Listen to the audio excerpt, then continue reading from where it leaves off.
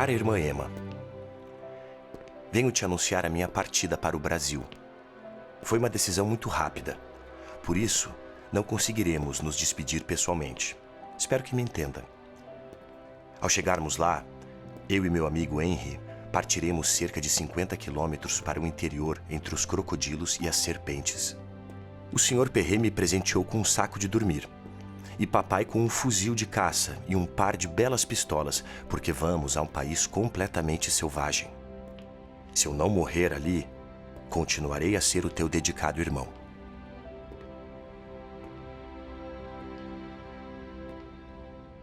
Michaud é um estrangeiro vindo de Vevey, do Canton Vadois, né, na Suíça francesa.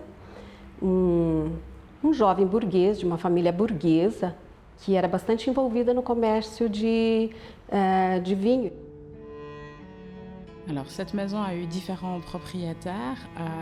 Esta casa teve diferentes proprietários. Foi propriedade privada por muito tempo. Em 1833, ela foi comprada por Jean-Henri Michaud, o pai de William Michaud, que instalou no térreo uma adega de vinho. E no primeiro e no segundo andar, ele instalou sua família.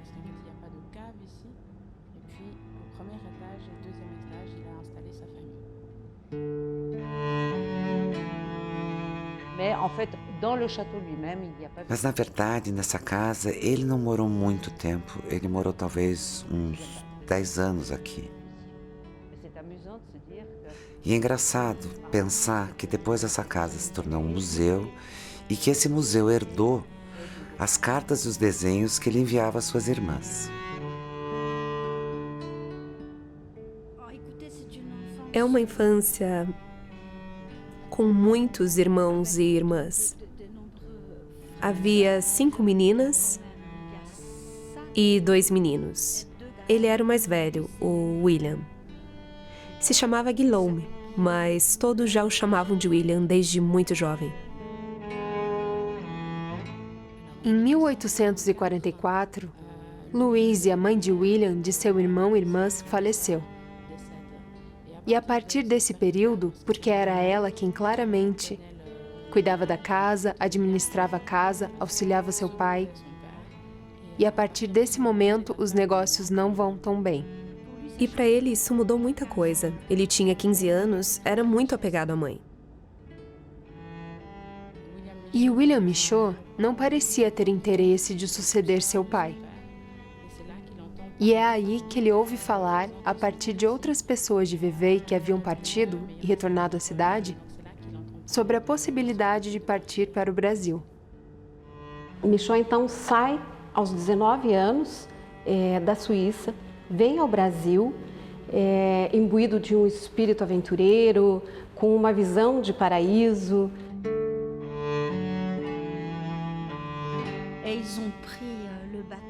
Eles pegaram o barco em Le Havre e fizeram 2 meses. 2 meses de travessia para chegar ao Rio de Janeiro. Henri Doge era 7 anos mais velho que Michaud. E não migrou por razões econômicas, ele migrou principalmente em busca de uma nova vida.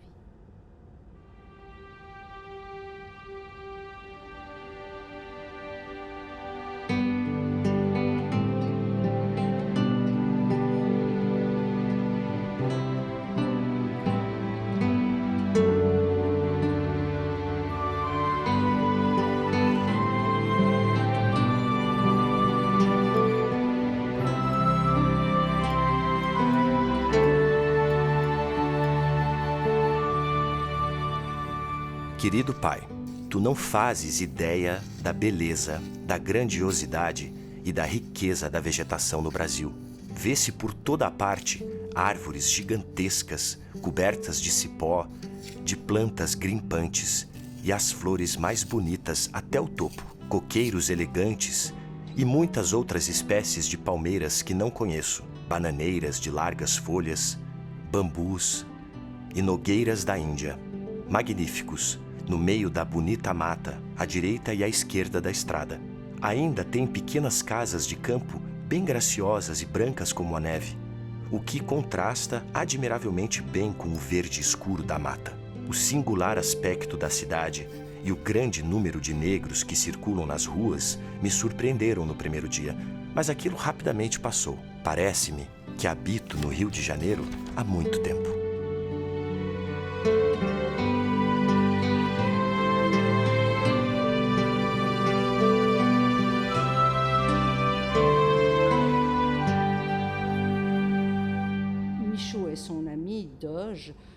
Michaud e seu amigo Dodge fizeram uma viagem relativamente confortável, por assim dizer. Eles tinham tempo para desenhar alguns elementos na cabine. Eles chegaram ao Rio, onde eram esperados por compatriotas que ali se instalaram e os ajudaram a divulgar sua mão de obra para o trabalho que desejavam realizar.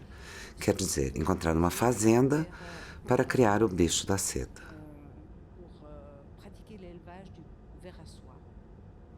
Trabalho nesse projeto por mais ou menos 1 ano e meio, 2 anos, só que esse projeto infelizmente não vingou, porque o bicho era muito sensível, né? E com o calor, com o clima do Rio de Janeiro, esses bichinhos eles deterioraram, né? Então é um projeto que faliu.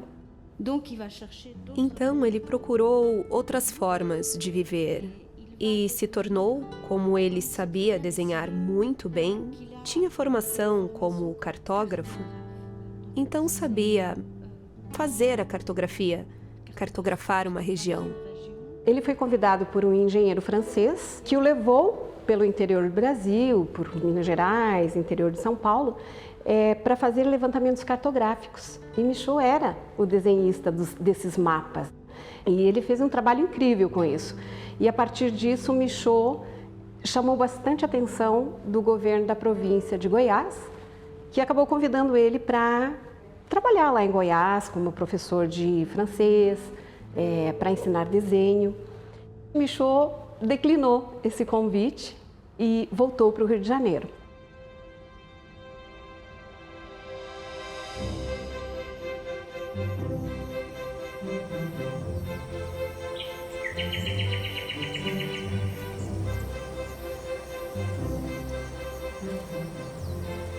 Querido pai, a colina elevada que vês é uma floresta virgem impenetrável, povoada de animais de todas as espécies: onças negras, gatos do mato, javalis, coelhos, macacos, papagaios e serpentes de todas as espécies.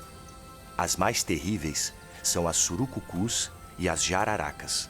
Adotei, e Henry também, a vestimenta brasileira: um chapéu do Chile, casaco branco, grandes botas largas. A cavalo, tem-se o hábito de colocar dentro das botas as pistolas, a faca e a carteira. E na estação das chuvas, se veste de um pedaço de pano quadrado aberto ao meio para passar a cabeça. Chamamos isto de poncho. E nesse meio, esse jovem entusiasta, que estava sempre querendo conhecer tudo e ver o Brasil, enfim, ele andou pelo Brasil. Além dos chineses, temos outros conhecidos, que são os cultivadores brasileiros e portugueses, e algumas famílias de mulatos e de indígenas. Estes são pessoas excessivamente boas e hospitaleiras. A pior raça e a mais traiçoeira é a portuguesa. É pior que os negros. No início da nossa estada, tínhamos imaginado poder levar os negros pela doçura, mas é apenas a grandes golpes de chicote que eles obedecem. Quanto aos italianos, já dei uma surra em um deles de modo que não tenho mais nenhuma vontade de nos revidar. Estamos acostumados à ideia de estiletes, porque neste país as coisas só se resolvem com facadas e tiros, mas nunca abertamente. Sempre às escondidas. Os brasileiros são muito covardes.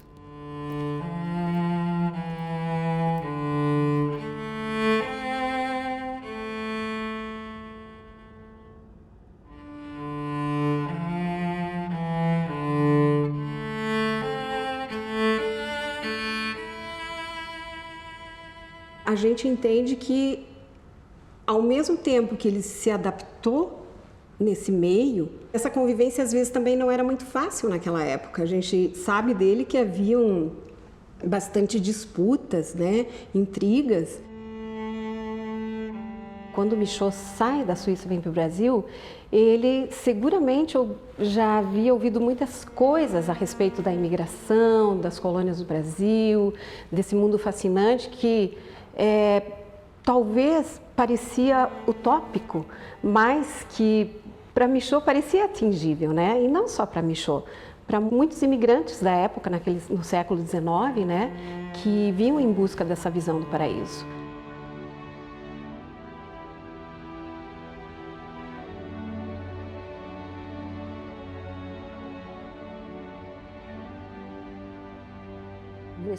A escravidão estava sendo abolida aos poucos. Não se podia mais ter escravos negros. Então, era necessário mão de obra para a terra.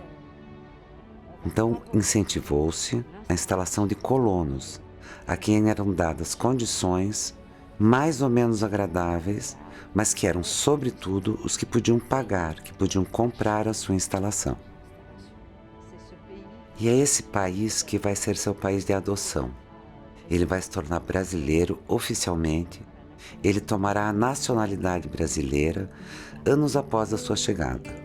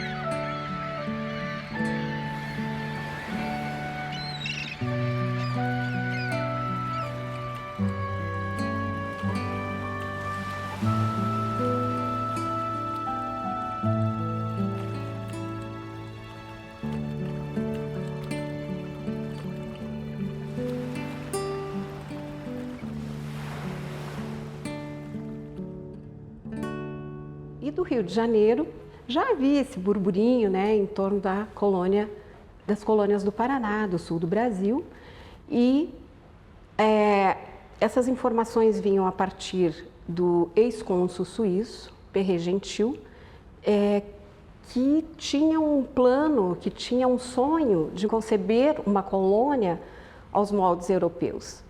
Então, Perret Gentil vai para a região do Superagui, adquire ali pelo menos 35 mil hectares de terras. São dois tipos de colônias, né?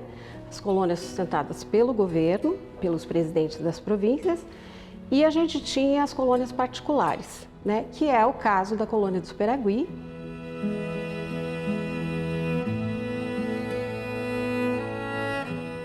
Essa colônia foi formada por suíços, claro, mas também tem gente da região.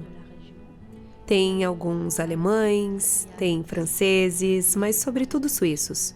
E essa propaganda e essa informação sobre essa colônia chega aos ouvidos de Michaud e de mais alguns imigrantes. E Michaud então opta para vir para Superagui.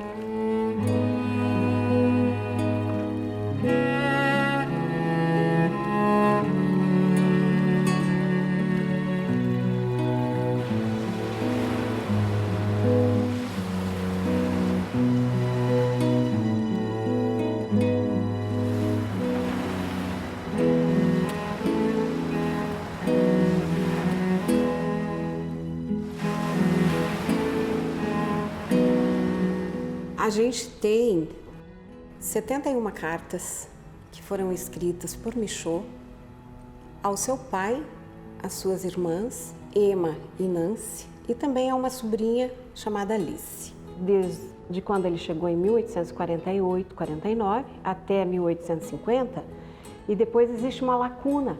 E essa lacuna é, na realidade, uma omissão de memórias. Ele não é um escritor, mas ele escreve bem. Ele explica bem as coisas e então realmente nós temos uma descrição da sua vida.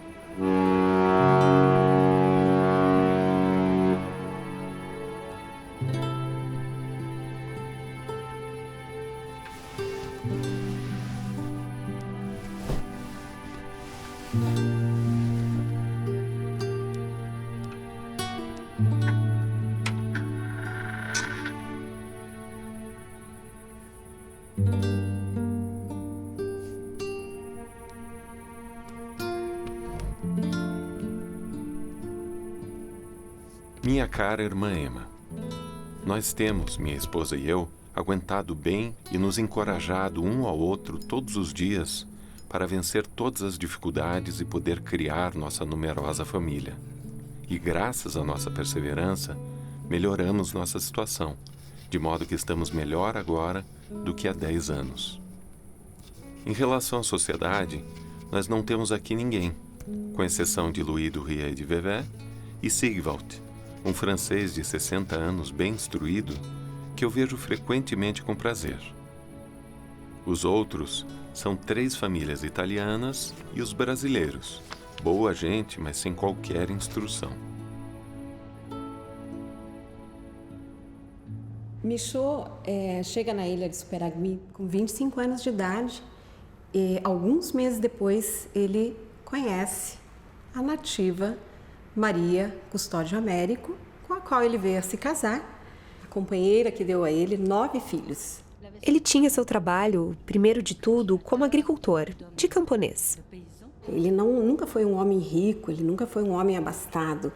Ele até dependia de envio de dinheiro das irmãs da Suíça para que ele pudesse sustentar a sua família, né? Ele passou por épocas bastante complicadas, épocas difíceis da vida. Suas irmãs mandavam para ele lápis, tinta, jornais e dinheiro também às vezes.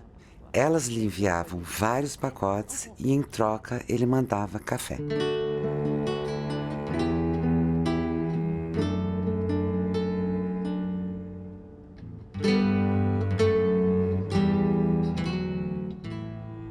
Nós estamos na primavera até o 21 de dezembro, quando começará o verão. Nossas árvores estão cobertas de flores. Nas florestas tem lilás, amarelo-ouro, azuis e vermelhos de todas as nuances. Poderia-se crer que estamos no paraíso.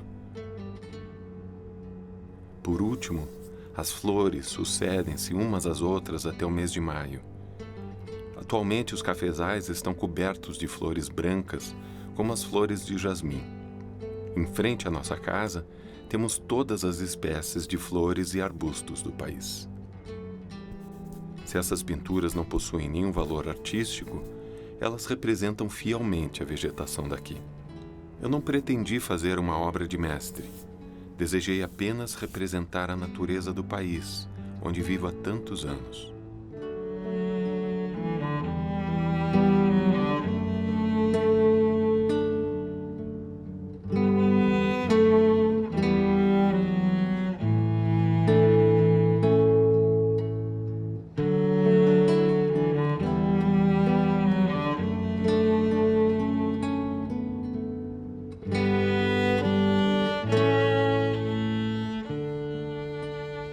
Michaud é um grande artista. É um artista que impressiona, que tem obras maravilhosas. E embora Ele sempre se dizia não artista. Eu represento a realidade como ela é, mas não é verdade. Se você olhar as obras, ele compõe, ele arranja, ele realça elementos. Então ele trabalha realmente como um artista. Quando ele estava um pouco mais velho, principalmente nos anos 1890, 91, 92, 91 em particular, ele assinava as suas obras e datava as suas obras. É muito estranho, porque antes ele não assinava, não datava, mas então ele estava feliz com o que estava fazendo e, além disso, é magnífico. São das coisas mais bonitas que ele fez. Ele percebeu que ali mesmo ele tinha um potencial artístico sério. Tem obras que são interessantes pelo seu interesse documental, porque testemunham sobre a maneira como as pessoas viveram, como ele viveu, e é realmente um testemunho histórico. Mas aos poucos, por outro lado, ele se deixou levar pela riqueza dessa vegetação que é verdadeiramente excepcional. E também se deixou levar pelas cores, pelo ambiente que lhe permitiram esquecer um pouco o presente, que nem sempre foi fácil. E é aí que, digamos que as obras assumem uma dimensão um pouco diferente, que vai além do testemunho.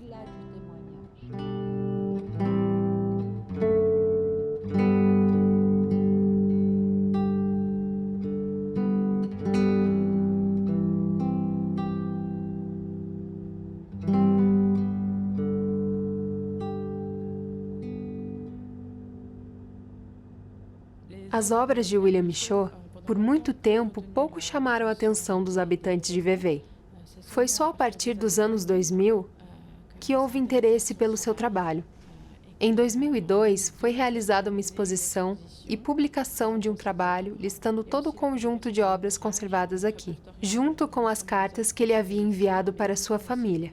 Hoje, graças ao trabalho da Madame Lambert e da Madame Guisan, o conjunto do acervo Michaud é bem conhecido. Diria que conhecemos o conteúdo de todas as cartas e todas as obras. Tivemos a chance de ir ao Brasil. Tivemos a oportunidade. Então, obviamente, enriquecemos a exposição com o que tínhamos visto, claro, no Brasil. Não fazia sentido escrever um livro sobre Michaud sem conhecer o local onde ele viveu. Elas chegaram que queriam saber se eu conhecia aqueles desenhos que elas estavam com ele. Elas tinham um livro cheio de desenho, que era o Michaud que tinha pintado, né? Tem uma imagem de que eu gosto muito, é a da porta dele. São dois rochedos que estão assim, um contra o outro. E ele desenhou, e quando fomos ao Brasil, encontramos essas duas pedras e dissemos a nós mesmos, assim, é aí mesmo que estava Michaud. Então enriquecemos a exposição de obras e cartas que tínhamos aqui, de 3 outros arquivos, com o que vimos no Brasil. Contaram que queriam conhecer a minha avó. Daí a gente foi atrás da avó e lá elas leram um pedacinho da carta, né, para minha avó. E daí a avó contou para elas que o nome dela era Nancy, porque o pai dela, né, falava que era uma homenagem de uma tia dela que morava fora do país, né. O que mais me emocionou assim quando ela leu as cartas foi os pés de café, que ela lia na carta que o Michaud mandava escrito para a irmã dele, para a Emma e a Nancy, que os pés de café dele estava tudo florido e a cor era tudo branquinho e ele lembrava da neve lá da Suíça.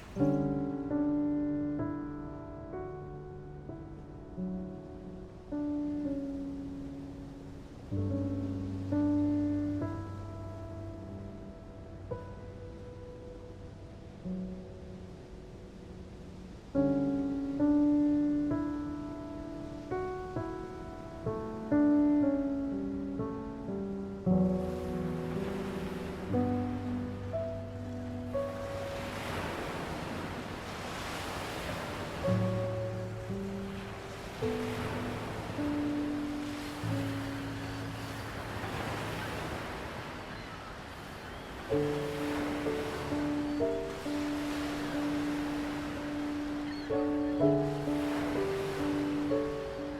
pobre pai tinha pena de soltar os cordões da bolsa para extrair algumas moedas para mim.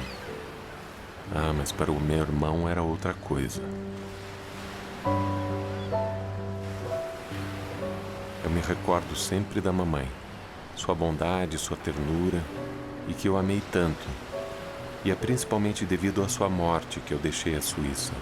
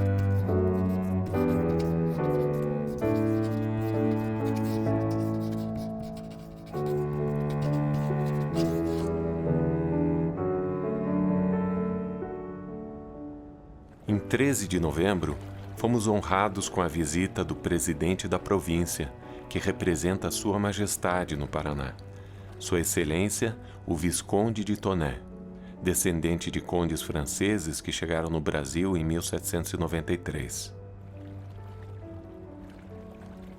Como presidente da província, ele visitou todas as colônias e por isso fez a viagem a Superagui. Nós o recebemos tão bem quanto pudemos, e creio que ele ficou bastante lisonjeado com a nossa recepção. Ele passou o dia inteiro conosco, sobretudo comigo. Informou-se de tudo com uma solicitude que eu não esperava encontrar em um personagem tão bem colocado e que se denominou como o melhor amigo dos colonos. Teve discurso no jantar e à noite baile. Ele partiu no dia seguinte de manhã para Paranaguá. No que me diz respeito, aumentou-me o pagamento de professor, fundou um clube de imigração, nomeando meu amigo Sigvald presidente e a mim secretário. Fundou em Superagui e arredores um novo distrito de polícia, separado da cidade de Guaraqueçaba, e nomeou-me subdelegado de polícia. Mas eu recusei e indiquei os filhos de Sigvald.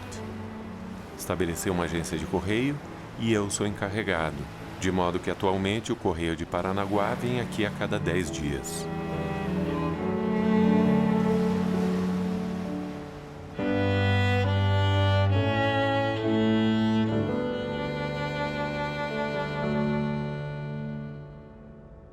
Visconde de Tonné se tornou ao longo do tempo um amigo de Michaud, um super amigo.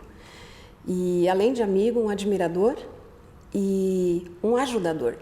Porque, na realidade, foi a partir de Visconde de Tonné, que era o presidente da província do Paraná, é que Michaud recebeu os seus cargos. Ele que deu ao Michaud o cargo de professor, de juiz. Mas ele também lhe fornecia materiais. Ele não recebia apenas materiais da Suíça. Então sentimos que ele os utilizava muito mais. Ele recebia material muito bom. Isso gerava para Michaud um equilíbrio emocional e profissional. E Michaud era um agricultor, se dedicava bastante à agricultura, ele e a família, mas ao mesmo tempo era o homem intelectual, Michaud. E chegou uma época que Visconde de Tonné oferece esses cargos para ele, o cargo de professor, principalmente, e ele larga a lavoura nas mãos de Custódia, sua esposa, dos seus filhos, e vai se dedicar como professor.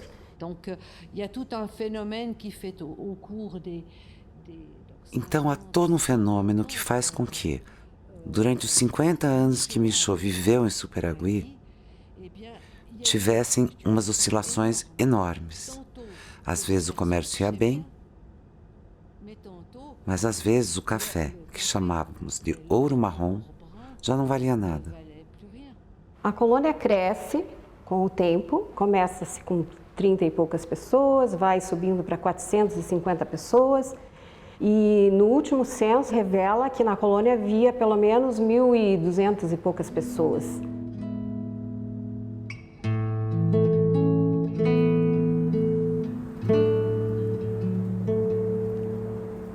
O governo procura todos os meios para estimular a imigração.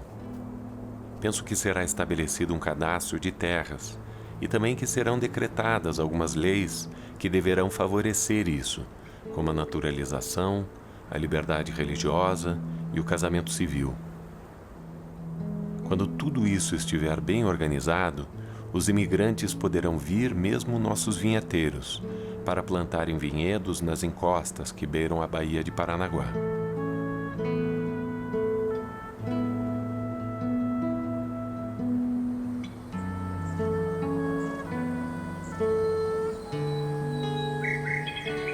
Este país é um paraíso para as pobres pessoas honestas e trabalhadoras. Elas viverão na abundância e não terão que temer estes longos invernos da Europa, tão frios e terríveis para os pobres. Uma das principais vantagens aqui é que não conhecemos o inverno. A casa, a madeira, o peixe para os que habitam à beira-mar ou rios, a caça, nada custa, apenas o esforço de ir atrás. E o imposto territorial é pouco por hectare. Muitas vantagens para quem sofre de frio e fome durante os longos invernos da Europa, tão penosos para eles. Antigamente, eu jamais aconselharia algum compatriota que viesse ao Brasil. Mas atualmente eu creio que seria vantagem para aqueles que não têm futuro na Suíça vir fixar-se aqui nesta província, ou em Santa Catarina, ou no Rio Grande do Sul.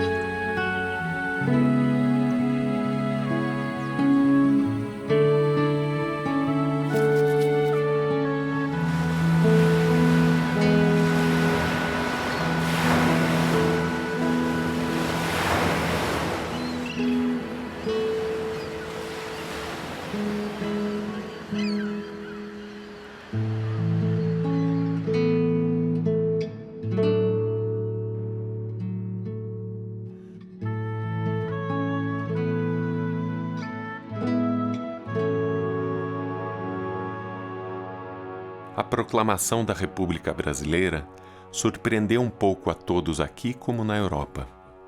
Foi como uma peça teatral. Aqui em Superagui, até agora, nós ainda quase não percebemos a mudança pacífica de regime. E Deus queira que continue assim até que a organização seja completa. Eu espero que as reformas decretadas pelo governo provisório sirvam para algo de bom e para o aproveitamento do povo e do país. Quanto à restauração da monarquia, não se espera muito. Penso que é impossível, pois o povo está demasiado contente em ser livre e único árbitro de seu destino.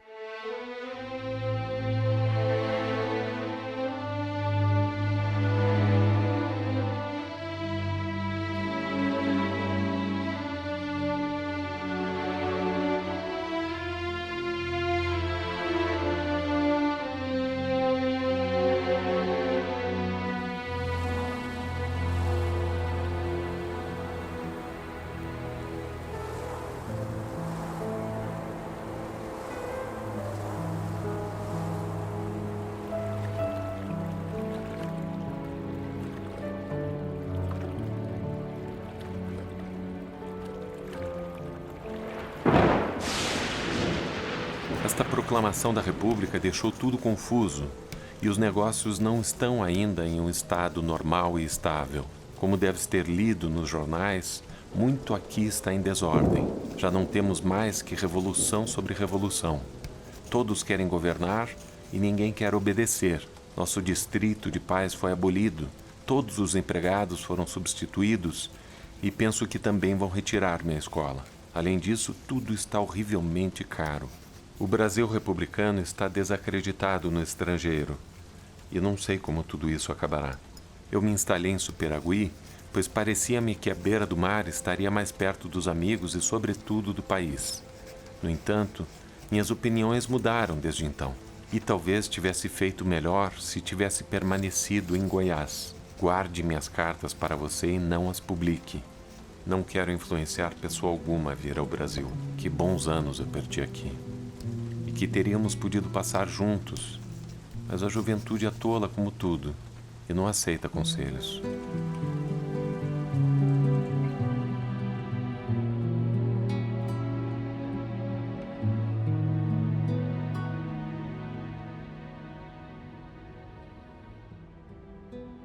Na verdade, se eu pudesse voltar atrás, certamente não deixaria a Suíça por nenhum país do mundo.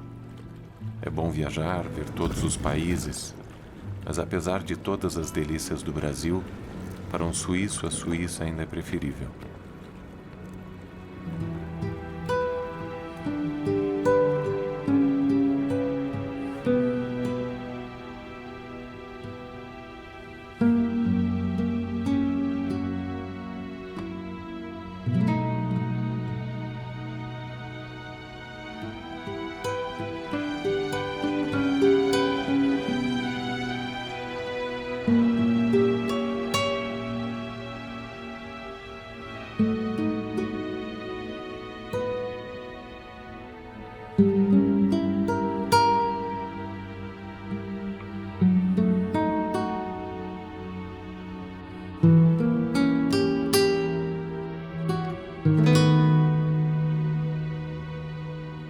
Recebi sua última carta com 6 meses de atraso devido à Revolução Federalista. Os acontecimentos ocorreram no Rio de Janeiro e nos 3 estados do Sul. Os navios no Rio de Janeiro, revoltados contra o governo da República, uniram-se aos federalistas do Rio Grande do Sul. E, chamados pelos chefes de oposição do Paraná, vieram conquistar este estado e inverter o governo. Dominaram aqui durante 3 meses, vivendo às custas dos habitantes e pilhando cidades, aldeias e exigindo contribuições em dinheiro. Estes são os patriotas que vieram salvar a pátria do autoritarismo. Belos salvadores. Ao fim de 3 meses, o governo do Rio de Janeiro retornou com força por terra e por mar. E então todos os que estavam envolvidos direto ou indiretamente foram detidos. Alguns ficaram presos, outros foram mortos.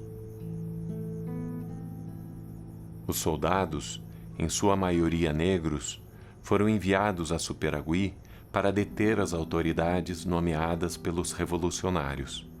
Prenderam pessoas inocentes e saquearam as suas casas. O Superagui, anteriormente tão tranquilo, viu rugir sobre ele os trovões. Eu e meus 2 filhos estivemos no meio dos injustiçados. Fomos detidos e postos na prisão.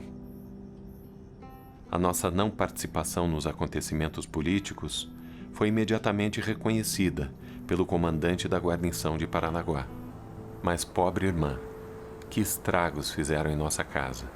Muitas coisas desapareceram. Não fazes nenhuma ideia do que sofremos. E ainda este ano não pudemos contar com o nosso café. A colheita foi quase nula devido à seca.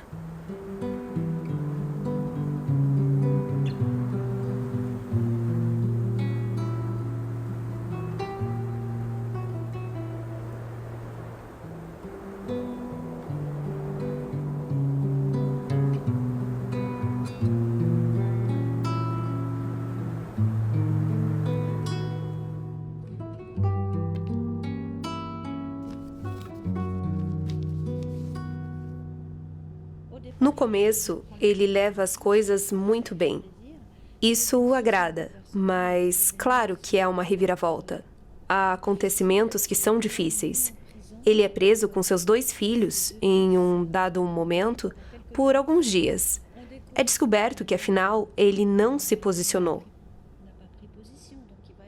Então, foi solto. Mas é certo que, para ele, isso modificou o curso de sua vida.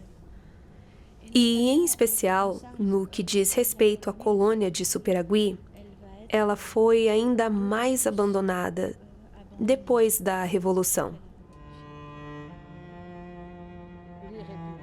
Os republicanos se vingaram e vieram devastar as casas de Superagui, pois estavam convencidos de que existiam conspiradores que se refugiavam nas colinas da ilha.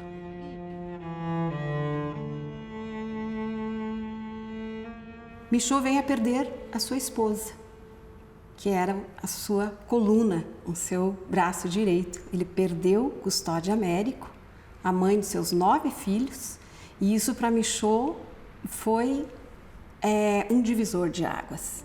A partir daqui, Michaud entra num estado de arrependimento, de tristeza, de depressão.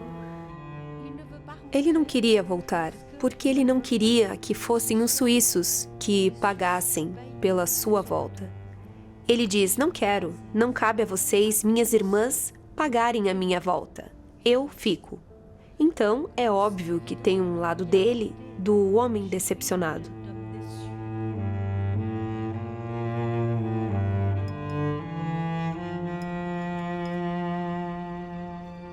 Eu gostaria de te escrever com mais detalhes, mas vivemos dentro de um sistema degradante de espionagem que é necessário tomar muito cuidado, mesmo que aparentemente tudo esteja mais calmo. Há quem diga que escrevendo podemos nos comprometer. E este sistema, e mesmo a repressão da imprensa, são as causas pelas quais o governo republicano, ao invés de fazer-se gostar pela moderação, torna-se odioso mesmo aos seus partidários. Adeus ao bom tempo, quando governava o sábio Dom Pedro. Este feliz tempo jamais retornará para o Brasil. Hoje, não valemos mais que as outras repúblicas da América do Sul, que se arruinam em guerras civis.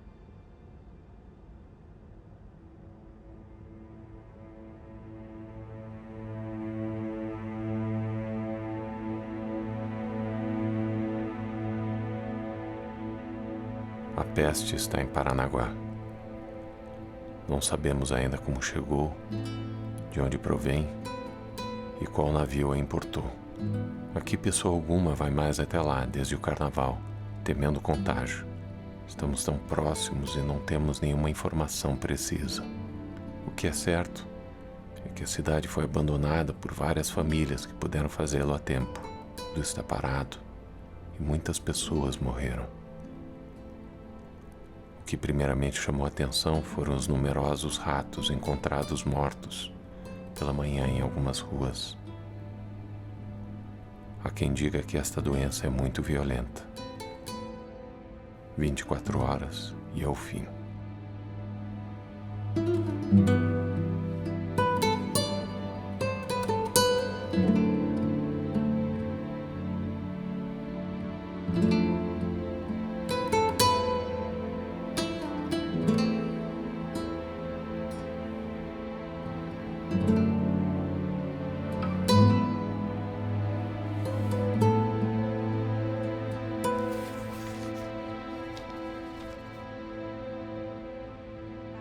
Paranaguá, Paraná, Brasil, 20 de setembro de 1902.